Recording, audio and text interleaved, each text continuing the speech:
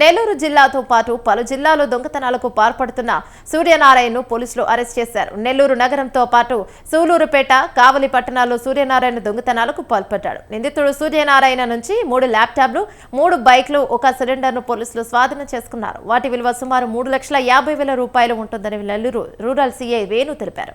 సూర్యనారాయణపై ఇప్పటికే 40 కేసులు నమోదైనట్లు ఆయన తెలిపారు.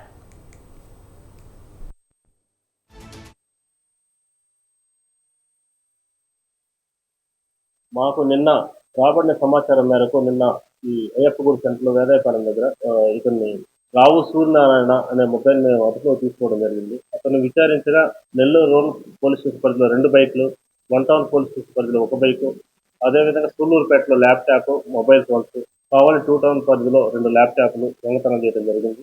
అదేవిధంగా ఇక్కడ చింతారెడ్డిపాలెం దగ్గర గ్యాస్ సిలిండర్ కూడా దొంగతనం చేయడం జరిగింది. ఇప్పుడు మేము అదుపులో తీసుకొని ఈ ప్రాపర్టీని అంతా కూడా రికవరీ చేయడం జరిగింది విచారించి. ఇతని పైన గతంలో కూడా 40 కేసులు పైన ఉన్నాయి. అతని పైన దాదాపు 40 కేసులు కూడా రిమాండ్కి వెళ్ళిస్తున్నాడు. ఈ రీసెంట్ గా 2 నెలల క్రితం ఇతను జైలు నుంచి బయటకు వచ్చి మళ్ళీ నేరాలు చేయడం ఇతను ప్రవృత్తిగా మారింది. ఇతని పైన కేడీ షీట్ కూడా వేదాయపాలెం పోలీస్ స్టేషన్ లో ఉంది. ఇతని పైన ఉన్న ఈ నేరాలన్నిటికీ కూడా రుజువు అవడంతో ఈ ప్రాపర్టీ రికవరీ చేస్తున్నారు.